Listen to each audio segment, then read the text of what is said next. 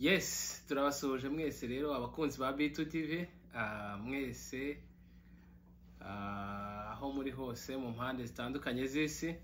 Turabizi ko mudukurikira muri benshi guturuka mu bihugu bitandukanye byinshi, abarundi, abanyarwanda, ndetse abagande n'abakongomani bose babasha kutwumva iyo badukurikiye hano kuri B2 TV. Rero turabasuhuje kandi turabakunda, kandi twagira ngo tunabifurize weekend nziza. No kwezi kwa kabiri. Kwezi kwa kabiri twagutangiye. Peter, umeze gute? Ameze neza. Ndakubona cyane weekend nawe uyirimo cyangwa ikurimo. Weekend ishobora kukubamo cyangwa ukayibamo, ariko ngewe nyirimo ntabwo indimo. Wese biti icyumweru cyagenze neza? Icyumweru cyagenze neza, icyumweru buriya ngewe iyo nda amahoro ntarwaye, nkaba mvuye mu muhanda ndi muzima. Umuhanda bari muremure ariko birumvikana ni sawa kabisa, ndashima Imana. Ibintu byose ni sawa sawa. Icyumweru rero cyagenze neza, nanjye meze neza, sinwaye, ndi muzima. Urumva ko ibintu bibari mushobe. Ibintu bimeze neza cyane. Amakuru agezweho muri Dayton ni ayaho? Amakuru agezweho rero muri Dayton urebye ni nta birenze, ariko noneho muri iki cyumweru ikintu nakubwira icyagaragaye muri iyi minsi ibiri ya nyuma. Ejo twari dufite Fahrenheit 50, ubushyuhe busa nkaho bwazamutseho gatoya, mu gihe kuwa mbere cyangwa se muri kiriya cyumweru cyabanje twari dufite Fahrenheit 1, 2. Urumva zarazamutse ku kigero umuntu noneho ntago yajyaga hanze ngo atitire, wajyaga hanze utifubitse. Ngewe ngo ntago ndi kwifubika, ndi kubara nkaho sama yaje bitewe n'ubukonje twari tuvuyemo mu bihe byashize. Ngiye kabisa ndi kubona abantu batangiye kwibaza bati se sino ni iriya yaguye rimwe n'igice, nta yindi sino izagwa. Nanjye ndavuga ni kwa kabiri, ariko ni kujya kwiburira burya. Kwa kabiri ariko narebye kuri ntuza y'icyumweru gitaha naho nabonye atari bibi. Icyumweru gitaha nabonye rwose range ni za 40, 50, 40 na kangahe. Ubukonje bwo hasi buhari ni kangahe? Shabanza ari nka 39. Aho ngaho ni sawa cyane. Urumva yuko icyumweru gitaha nacyo ni cyiza. Ntago nibuka neza, usibye ko wenda abantu baza gucekinga, nubwo ntibuka ahantu njya mbirebera. Ushobora kurebaho cyangwa ukitabaza Google. Nakitabaza Google ariko nanabibuze. Itabaze Google. Nanabibuze ntago ari bwo bwa mbere naba mbuze ibintu. Andi makuru mashya rero wenda tuzagarukaho tuyakoreho n'ikiganiro. Ni akantu bita Niyo link. Niyo link ni akantu gashyashya mu ikoranabuhanga kasohotse, bamaze kugashyira mu muntu. Ni akantu already test yakozwe. Ni test yamaze gukorwa n'umugabo bita Elon Musk. Akaba yarakoze akantu bashobora gucomeka mu mutwe, mu bwonko bw'umuntu, bakabukonekta n'ako kantu, cyane cyane ku bantu bafite disability. Donc kuba ufite nka paralyze, ufite ubundi burwayi budatuma ingingo zawe zose zikora neza, ku buryo ako kantu bagucomekaho. No kuvuga ngo uko ukuntu kazajya gakora, tuvuge n'urugero nk'ubu ngubu nshaka wenda nko gupostinga ibintu kuri Twitter, no kubitekereza nkahita nanabipostinga nkoresheje ako kantu, bigahita bijyaho. Ariko bikana kakaraturanyeze ibaze none atekereje nko kujya kwiba. No kuvuga ngo we ashobora gutekereza gukura amafaranga kuri Momo agahita yatwara. Noneho agashya karimo rero sasa akantu gashekeje, no kuvuga ngo umuntu ashobora no kuguhakinga akamenya ibintu uri gutekereza.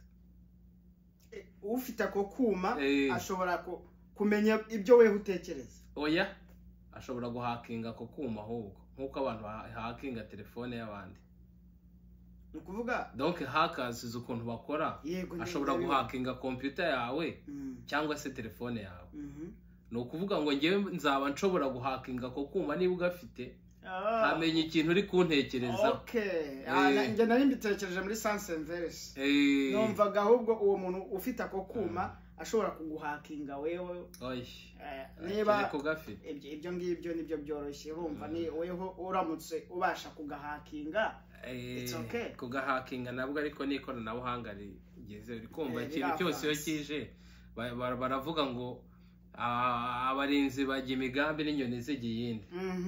niko biba bimeze. Ni ukuvuga ngo ubwo ngubwo nyine ewana ni ikoranabuhanga riri kuza, riri gukoreshwa kuri abo bantu bafite disabilities cyangwa se bafite ubumuga bw'ingingo zitandukanye zidakora neza, ariko bari kuvuga yuko gashobora noneho kuzaba gashobora gukoreshwa n'abantu bose. Nk'ibyo bintu nyine navugaga, ni ukuvuga ngo speed we wakoreshaga hano utekereza wenda kwandika nka kwa kundi posting amagambo, ni ukuvuga ngo uzajya ubitekereza mu mutwe bihite binarangira. Wenda none uhita unabiposting udafashe telefone, tuvuga uti post bihite bijyaho kuri none post on wenda Twitter cyangwa se Instagram cyangwa YouTube, bitewe n'ahantu ushaka kubishyira. Donc nta kintu ukozeho gutya utekereze kubera ko kantu bizajya bihita byandika bitewe n'uburyo ubitekereje. Ubundi uhita uvuga uti post on my Instagram, bite bige Facebook. We nta kubivuga, just kubitekereza gusa. Ukavuga uti bijya gafite speed iruta uko wawe. Ndatekereje bijye kuri email bikahita birangira, Instagram, kuri Facebook, kuri Twitter, kuri X. Ikoranabuhanga rigeze kure. Ariko urabizi ko hari n'imodoka zitwara. Donc imodoka ushobora kujyamo gutya ugasetingamo ahantu ugiye ikakujyana ikakugezayo. Ugahita wishinze. Sindayibona ariko narazumvishe. Sindayibona ariko narazumvishe.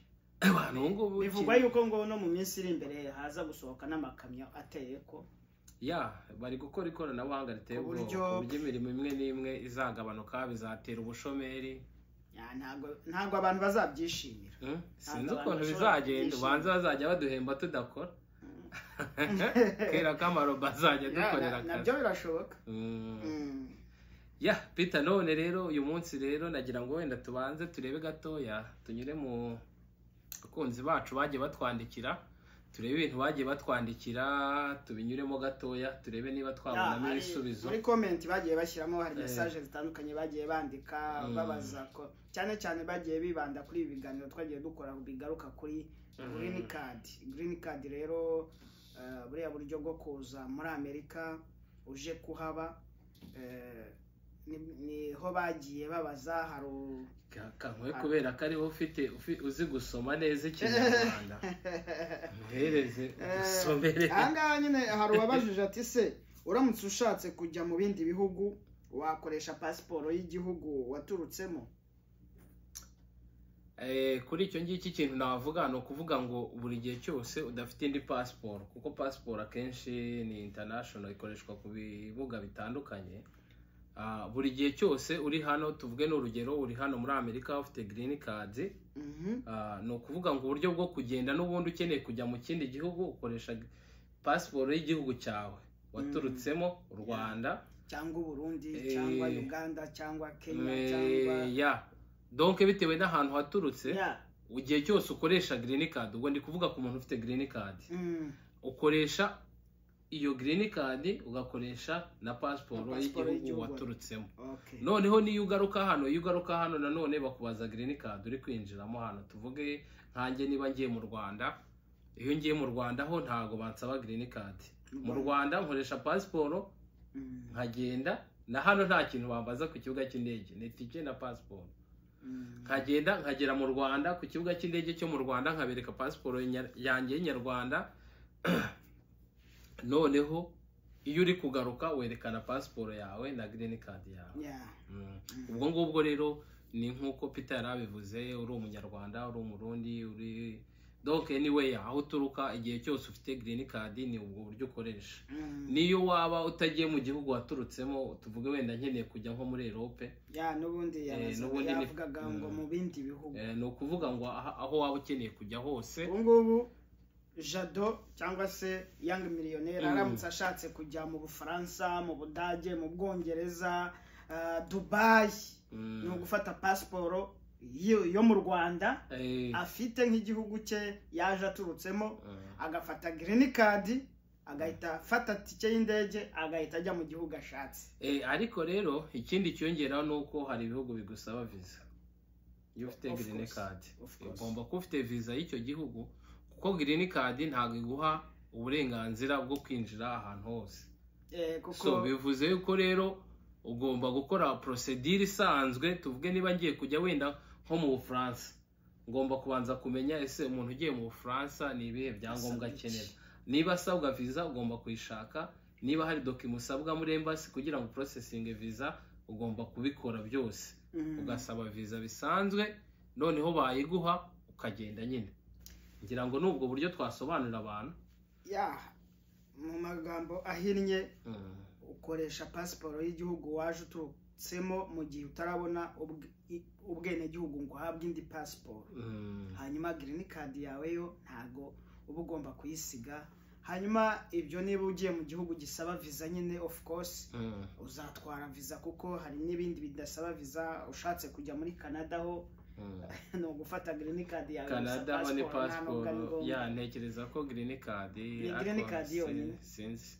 Ufite green card ucabona, ahubwo ucabona ID kuri boda ukoresha kuri boda aho biroroshye. Hano tugenda n'imodoka tujya Canada rero ntabwo nguko bimeze. Uyu nguyu ati muraho, turabashimira umwanya mufata ku bwacu kugira ngo tuve mu rujijo, turabibashimira. So nifuzaga kubabaza ngo wapurayinze green card utwite ukazibaruka uwo mwana, kandi murumva ko uba utaramushyize mu bana ufite muri ako kanya, ese green card isohotse wayitsindiye kandi hagati aho warabyayemo umwana bigenda gute? Mumfashe mudushakira ayo makuru, niba wakomeza urugendo rwo kuza USA cyangwa byaba bipfuye kubera uwo mwana wajemo. Murakoze, turabakunda cyane, muri abagaciro pe. Natwe turagukunda, turabakunda cyane mwese kabisa. Peter, ngira ngo kino kibazo cye rero ni ukuri, ni ikibazo kandi uri kumva ko ashobora kuba yarakinnye green card koko, ariko wenda agatwita nyuma cyangwa se atwite ku buryo umwana atamwuzuza kuri application. Ariko ikintu nakubwira muri makeya ni ukuvuga ngo ibyo ngibyo turabihuza n'umuntu ushobora gukina green card ari single akimariya nyuma yo gukora application, akazasohoka yarabaye selected afite umugore. Ubwo nabyo turabijyanirana. Tubanze cy'umwana. Nagira ngo mbanze mvuge muri make y'ibindi bintu bishobora kuza kuba kombine n'iki. Ushobora kwaplika uri single, nyuma ukagira umugore, noneho resulta zikazasohoka mwarimariye. Ni ibintu rikumva birasa rwose. Birenda kumera kimwe. Noneho rero hano ukuntu biba bimeze kuri iyo case, ngiye kubanza mvuge, wenda nawe uri buze kunyunganira. Kuri iyo case icyo navugaho nuko akenshi iyo ubaye selected, wenda mwari umugore n'umugabo, muratwite, umwana avutse hagati mu kwa gatanu, mugiye kureba mubona mwarabaye selected ariko umwana atariho. Icyo gihe rero ukuntu bigenda kenshi, ngira ngo twababwiye etape ya kabiri ikurikira kuba selected. Iyo wamaze kuba selected, noneho ukagira umwana yaravutse, ugiye kuri etape ya DS 60. ngira ngo aho ngaho ikibazo yarabajije gisa nkaho DS yarangije kuyuzuza, kuko n'ubundi muri etape ya application ntago wuzuzamo, bien sûr wuzuzamo abana bose, ariko muri DS urongera ugakosora utabashije kuba washyiramo. Nibyo nari ngiye kuvuga. No kuvuga ngo DS ku ntibimeze, DS wuzuzamo details za famille.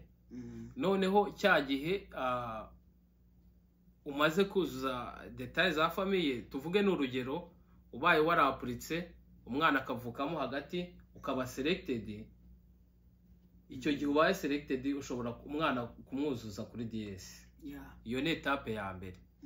Ushobora kumwuzuza kuri DS 260 cyangwa DS 260 ukamwuzuzaho nk'umwana wawe wabyaye kuko uba umufitiye certificat de naissance cyangwa se birth certificate. Icyo gihe umwuzuzaho nk'umwana wawe ukamushyiraho. Noneho tuvuge ko wamaze kuzuza DS. Iyo wamaze kuzuza DS, ikintu ukora ni ukuvuga ngo usaba yuko banirokinga DS yawe. Hari ukuntu urabandikira ukababwira yuko hari amakuru ushaka kongera muri DS, wenda ni uwo mwana ushaka kongeraho, bakayanirokinga. Hari procedure unyuramo ukabisaba bakayanirokinga, ariko cyane cyane bino bifasha igihe batari baguhamagara muri interview.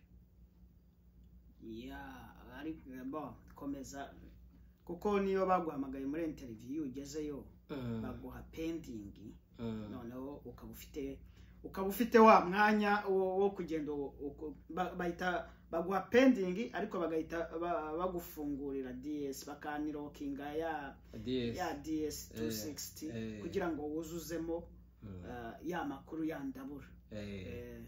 No kuvuga ngo rero uyu muntu icyo namubwira nuko utangiye nyine procedure umwana adahari bikazageramo hagati akaza, uba ufite amahirwe yuko wamwongeraho. Cyambere tukubwiye no kwanirokinga DS, ukasaba urabandikira. Wenda ubwo aramutse afite case iri specifique, afite case, kuko hano turi kuvuga en general. Uramutse ubaye ufite case iri specifique ushobora kubitubwira nanone muri comment. Ukatubwira uti ngewe bino bintu niko bimeze, nshaka amakuru. Dushobora kuguhuza n'abantu bashobora kugufasha aho ngaho, cyangwa se na hano tukagufasha tukakubwira procedure unyuramo kugira ngo wanirokinge DS. Ariko urabandikira. No kubandikira ukababwira detail, kuko akenshi kuri ya baruwa cyangwa se kuntuza bashyiraho uburyo ushobora kuba contact. So rero iyo ukeneye amakuru nkayo ni byiza yuko nyine ushobora kutunyuraho, dushobora kugufasha mu buryo bwose. Ariko for now ndi kumva ari ibyo navuga, ntago umwana avutse yakubuza gukomeza gahunda zawe zo kuza muri Amerika. Urebye ni ibyo ngibyo, nta n'ikindi dushobora kongeraho. Nyine ni uko nguko, ni ukuba wamushyira kuri DS mu gihe utarayuzuza, cyangwa se yavuka waruje DS ukandika. Yavuka rero cyagiye cya interview nacyo kigeze, kwa kundi umutwara wenda amaze iminsi nk'ibiri ukajya muri interview umufite, nta kibazo. Iyo ugezeyo urababwira uti uyu mwana dore birth certificate ye yavutse ejo cyangwa yavutse muri iki cyumweru, ntabwo twabonye umwanya wo kuba twabandikira kugira ngo mwanirokinge ya DS tumwuzuzemo. Noneho bahita baguha pending kugira ngo ubashe kuzuza. Noneho ibyo byangombwa bindi bibura bakakubwira bati wenda uzagaruke nyuma y'icyumweru cyangwa se nyuma y'ibyumweru bibiri, noneho babone kuguha ya visa. Ariko ntabwo bikubuza gukora interview urayikora ikarangira, noneho bakaguha pending baba baguhaye niyo kugira ngo wa mwana nawe umwuzuze muri systeme, noneho ibyangombwa byawe byose bibe byuzuye. Nuko nguko bimeze, ntibiguca intege. Ubaye ufite niyo case rwose waca muri izo nzira, ariko wumva utanabisobanukiwe dushobora kugufasha kugira ngo dukontakte embassy cyangwa se tuguhuze n'abantu bari hafi yawe ku buryo bagufasha mu kwandikira iyo ambassade kugira ngo banirokinge DS 260 yawe. Niba ari case iri specifique, please ushyiremo note muri comment utubwire uti ngiye mfite ikibazo cyihariye, twagikurikirana rero mu buryo bwihariye. Icyo ngicyo ndagira ngo nyifatanye n'umuntu ushobora kuba bya bindi nakubwiraga, ushobora kuba yabaye selected ari single, noneho nyuma akagira mariage ubwo nawe amwuzuza muri DS. Procedure ni imwe, ni ukuvuga ngo mu gihe cyose utari wuzuza DS cyangwa se ugiye kuyuzuza warabaye selected uri single ariko nyuma ukabamariye, ushobora kuyandirokinga ukuzuzaho umudamu wawe mwashakanye. Ya nibyo procedure niyo ni imwe, nibyo nta bindi. Iki message ngira ngo yo twari twayisubije ubushize ngo birashoboka ko waba udafite umuhosta bakagufata. Iyo ngiyo ndayibuka. Twayivuzeho. Oye, aho ngaho asa naho yatanze ubugororangingo. No kuvuga ngo twebwe twari twavuze ko ugomba kuba ufite umuhosta. Ariko hano wari kuvuga ngo birashoboka yuko ushobora kuba nta muhosta ufite, noneho kujya muri interview ukaba wakerekana yuko hari ahantu wabukinze hoteli izakwakiramo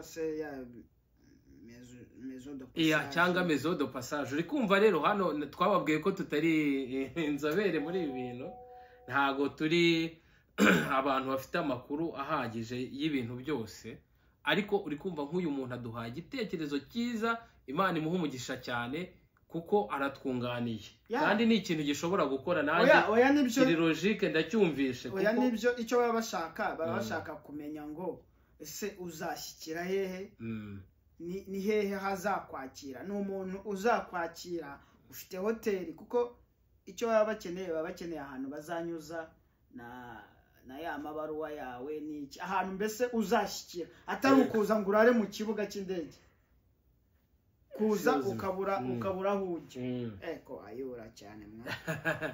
Okay.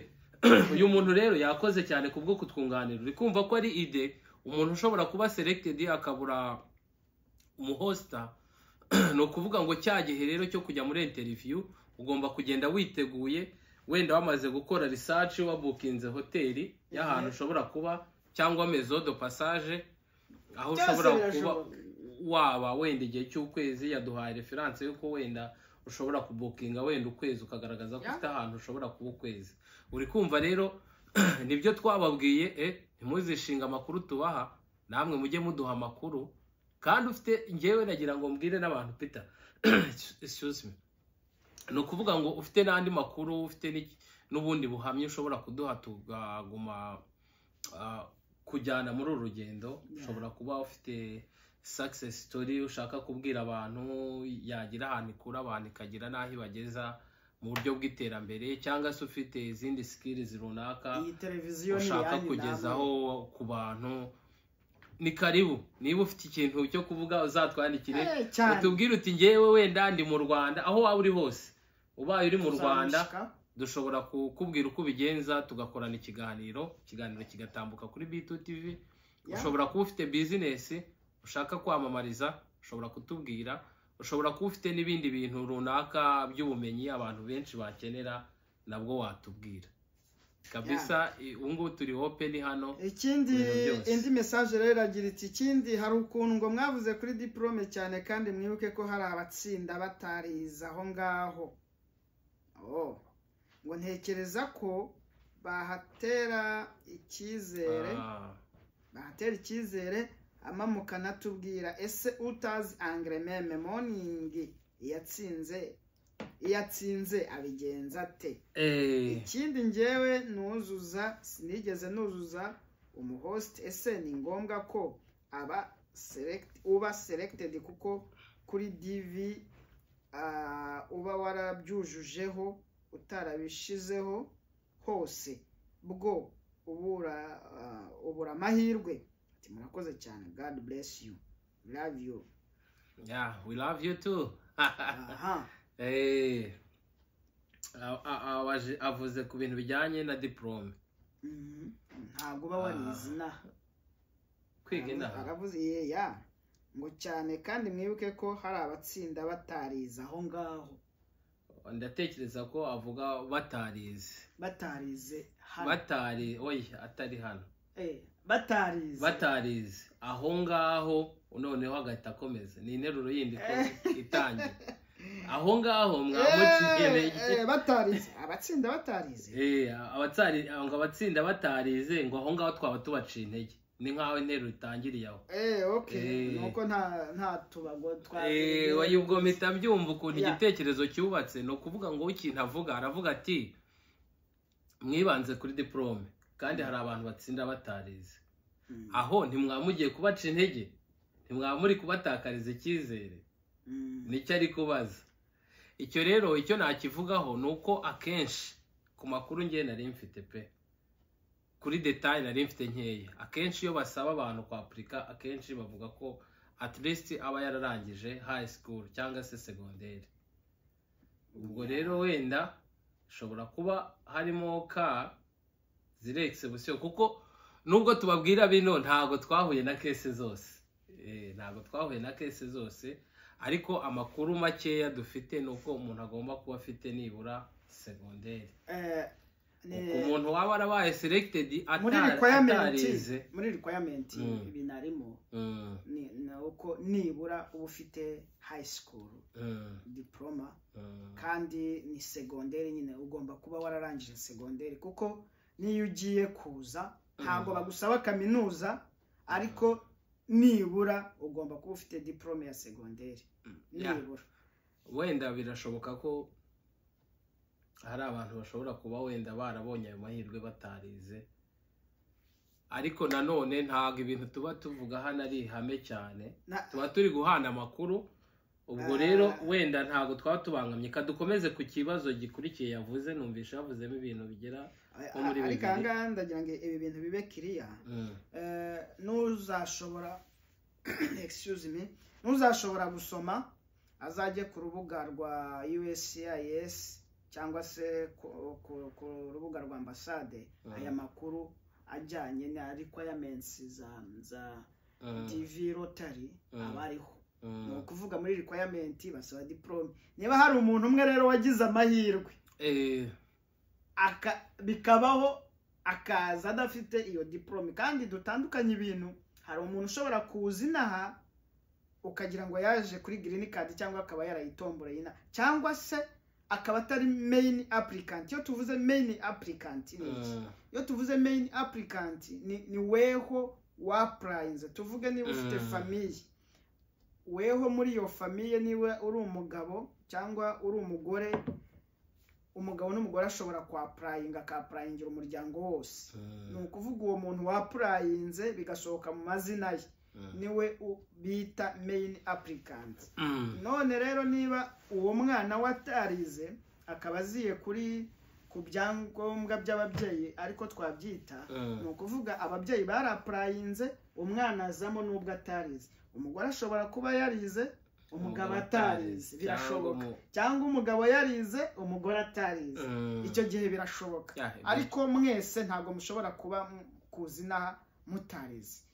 Sinzi iyo chance niba yarabayeho, ntago najya hanga ngo mbyemeze ngo ushobora kuzina udafite diplome ya secondaire, kuko iri mu byo basaba. No kuvuga ugomba kuba ufite diplome ya secondaire, kuko n'umuntu ina kugira ngo ajye mu kazi umuntu usanzwe. Niyo mpamvu buri akenshi bafatira ku myaka 18 abarangije high school. Ndikumva wenda ari ibyo twaba tuvuze. Hanyuma ikindi ndikumva yavuze ku rurimi rw'icyongereza. Icyongereza rero ntago ubu ngubu twebwe dushobora kwihandagaza ngo tuvuge ngo ibintu bibera muri embassy haberamo byinshi. Gusa muri embassy tuvuge n'urugero ugiye muri embassy ya Amerika, icyongereza sito nko ku bintu biri personnel hari igihe bakubaza icyongereza, ariko hari n'abantu baza hano wenda akanyura muri embassy atazi icyongereza bigakunda. So rero biterwa n'amahirwe cyane yuko kuri ibi ngibi bya green card baba bazi ibintu bikeya cyane ku buryo wenda n'umuntu utarize ashobora kuba bizi, kuko hari ntekereza ko hari n'amasample y'amavideo umuntu ashobora kwigiraho akiga wenda ibibazo babaza, ukaba ushobora kugenda ukareba kuri YouTube ukavuga uti se umuntu ugiye gushaka green card ubundi bamubaza iki. Ibibazo biri en general bashobora kubaza ku buryo umuntu ashobora kubitegura ukagenda ubizi, kuko nk'ubu nkanjye nshobora kukubwira nugenda uzabuze ikintu ukora. Niba kikubaza bashobora kukubaza gutya, ukiga nk'uburyo bune bashobora kukikubazamo. bumwe bukazamo ukagisubiza. Tuvuge bashobora kukubaza aderese y'umuhosta, nshobora kukubwira ibibazo 4 umuntu ashobora kukubazaho wenda akubaza umuhosta wawe. Ubwo buryo ukabwiga ku buryo hajemo bumwe ubwumva. Nimero y'umuhosta ugomba kuba uyise. Ku buryo ibyo bintu ni ibintu umuntu ashobora kwiga agategura mbere yo kujya muri embassy. Ni ibintu ushobora gutegura kandi wagera muri embassy ukabikora. Niyo mpamvu ngewe ku rwanjye ruhande ikintu cyose uragitegura. Niba utekereza yo kuzajya muri interview kandi ukabuze ko icyongereza utakizi, tangira ugerageze kureba ibibazo babaza, nibura ujye wumva na sound yabyo, babibaza gute, babisubiza gute, noneho ubyiga kuko nta kintu na kimwe umuntu ugendere ku majwi. Ubyige wumva ukuntu babivuga, unabaze n'abantu babwira uti munsobanurira ibintu ukuntu bigenda, mfite interview runaka, abantu bakuguidinge, bagucoachinge, izo skills at least uzifite. Ni kimwe nuko iyo ugiye kujya mu kazi, ujya mu kazi ariko iyo ugiye gupasa interview y'akazi hari ukuntu uvuga uti byanze bikunze hari limite y'ibibazo batajya munsi. None se ubwene gihugu ntibagukubita ibibazo 100 byose ugomba kubinyuramo kandi bari bukubaze wenda nka 30. Ubundi bakubaza ibibazo hafi nka bingahe nk'icumi, iyo usubijemo ngo nka bingahe nka 5 cyangwa 6 gutyo yo pass. So ubwo rero ku rwanjye ruhande sinzi niba hari ikibazo cyari gisigaye. Reba niba hari ikindi kibazo. Ku bijyanye n'ururimi ni icyo ngicyo twavuga kuko ururimi nta numenya ngo ingano y'ururimi umuntu agomba kuba azi ni. Ariko haba hariho n'indi option iyo uramutse uzi nk'igifaransa kandi uzi ko bari bukubaze nk'icyongereza ushobora gusaba yuko kuzuza yuko uzatwara. Ariko interpreter harya aremerwa banza atemerwa, ntago ndi sire. Ndaza kureba wenda ku bijyanye na requirement ku bintu bya interpreter. No kuzabireba wenda next time nzababwira ku bijyanye na interpreter niba yemewe. Nzababwira. Hano hari undi muntu wanditse ngo ubutaha mujye mudufasha na applications, ubundi rwose muradufasha ku biganiro byiza cyane. Be blessed too. No kuvuga ngo twarababwiye twebwe turi hano ku bwanyu. Ubaye ufite wenda icyo gihe nikigera tuzanabibibutsa, tuzakora ikiganiro tubahe noneho nizo requirement zikenewe tubabwire. Ariko wa mugani ntidushobora kurimita abantu, ushobora kugerageza amahirwe yawe nubwo izo requirement waba utazujuje nta wamenya. Hari n'ibyo Imana yikorera y'ubwayo. Urashaka kuvuga nk'iki yaba tujuje bikaba bya nk'icyo ngicyo twa discussingagaho cyo kuvuga ngo amashuri ushobora kujyamo ugapostira ibintu byawe neza, Imana ikagufasha ukabona uratambutse. So ubwo rero ibintu byose burya nubwo tugira ngo hari formule ariko habaho n'inzira z'Imana. Ibyo ngibyo nabyo nta wabihakana kuko niba twemera ko Imana iriho kandi ishobora byose, ubwo nta cyayinanira. Nta cyayinanira vraiment, byose irabishobora. Ubwo rero Peter, hari abantu bagiye badusuhuza, abantu bagiye batwifuriza ibintu byiza, abantu badukunda vraiment, natwe turabakunda. Abadusuhuje hari abagiye bavuga bati komera John, komera Peter. Abantu twabanye ahantu hagiye hatandukanye, n'ukuri turabakunda kandi muradushyigikiye. Imana ibahe umugisha cyane. Hari ikindi se Peter wagira ngo tuvugeho muri aka kanya? Reka no gushimira ibitekerezo baba batanze kandi ni iby'agaciro kuri twebwe, kubera ko iyo mwanditse comment mukavuga ngo ibi nibi mudusobanurira ibi nibi ni byiza, natwe biba bidufashije kuko wenda hari akaba karibagiranye, noneho bikadufasha kugira ngo nako tukibukiranye kuko izi topic zo kuri green card zo ni nyinshi cyane bitewe na etape igezweho. Nk'ubu ngubu hagezweho ejo hari umuntu wari urimo kumbaza yaciye mu gikarati se umuntu utaruzuza DS 260 kandi yarabaye selected mu kwa gatanu yari yacikanwa, bimeze gute? Byararangiye, bizarangira ryari? Namubwiye yuko agifite amahirwe yose, ashobora kugenda akayuzuza kuko ibifunguye yakinjiramo akayuzuza kugira ngo nawe atavuga ngo atazabikora ku munota wa nyuma kuko buriya buri kintu cyose nubwo system iba itarifunga ariko buri kintu cyose byanze bikunze kigira etape yacyo. Ni byiza rero yuko buriya iyo umaze kuba selected ni byiza yuko utangira gutegura kuzuza DS 260 nibura bitarenze mu kwa 12 gusa, na nyuma yo mu kwa 12 urayuzuza, ariko biba byiza iyo utarengeje nibura mu kwa 12 ugatangira ukwa mbere DS warayisubmitinze, utegereje ko bakubwira ujya kureba muri email bakakubwira ngo interview yawe yitegure naya matariki, dore uzajya kwa muganga, hitamo aho uzajya kuri link baba baguhaye, ukagenda ugategura uburyo cyo uzajya kwa muganga, dore ko nabyo biba bisaba amafaranga kandi buriya hari igihe amafaranga umuntu aba atayicaranye, ugategura ibintu byawe nta pressure. Nta pressure. Uri kumva rero ni byiza niba agifite ayo mahirwe yo kuba yarabaye selected nayakoreshe kandi yihute cyane, ahite yuzuza DS hanyuma ategereze ikindi gikurikira. Hari n'undi wambajije ati se iyo wabaye selected umenya yuko utakigiye ryari, iba expired iyo baruwa baba baguhaye ryari? Ntekereza ko birangira n'ukwezi kwa 9. No kuvuga niba waratomboye mu kwa 5 ukaba selected ukwa 12 kukagera warabaye selected, undi mwaka ukurikiyeho iyo bigeze mu kwa 9 iyo baye selected muri ubu uzaba selected mu kwa 5 2024 mu kwa 9 2025 ibaruwa ye izahita iba itaye agaciro niba azaba atarabona visa. Biba birangiye ni sezingana gutyo, ni mu kwa 5 mu kwa 9 the next year. So ubwo rero mu by'ukuri ndikumva ari ibyo. Reka tubashimire. Twabashimira ariko tunabasaba turacyabagondoza. Reka tubasabe gukora subscribing urumva eka subscription subscription turacyabasaba. Ndagira ngo mbasabe support ngewe ku giti cyanjye ndeba muri kamera gutya. Nabanje kubashimira babwira ngo mwarakoze kudukurikira, murakora kuduha comment, ama like menshi, ariko nagira ngo mbasabe hari ikintu ushobora kudukorera kikaba ari ingenzi cyane, ikintu cyo kuvuga ngo ushobora gusharinga link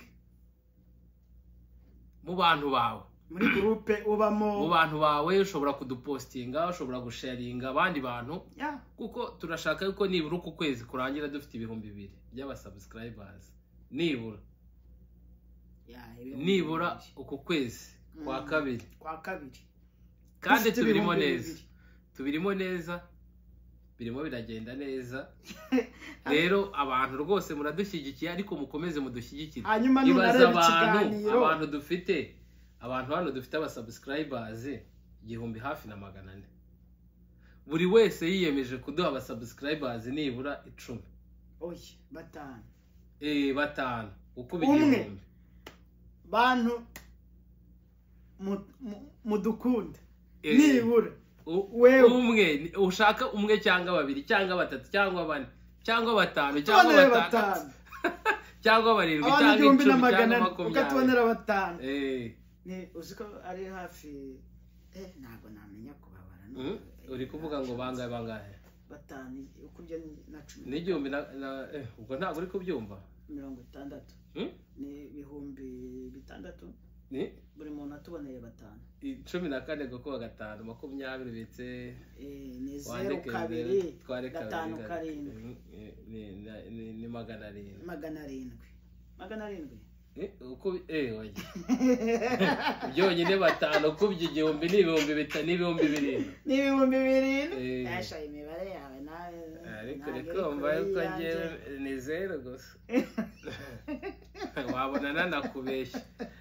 Reka dukoreshe za mashini ngiye kubirifya utambe imibare yawe igihumbi na magana ane gukuba gatanu n'ibihumbi birindwi ngendo umuhanga ariko urumva zeru ni nini wari uvuze 700 zeru ni nini si rutarimwe none se byaterwa nawe uyikuye okay ubwo rero ndikumva hari Peter iki kiganiro twagisoreza hano reka tugisoreza hanga ariko nongere mbaze ikibazo ubushize narakibajije ariko hari abantu bagisubije none se wasanze atari cyo hari umuntu wanditse ngo nakamwira niba ari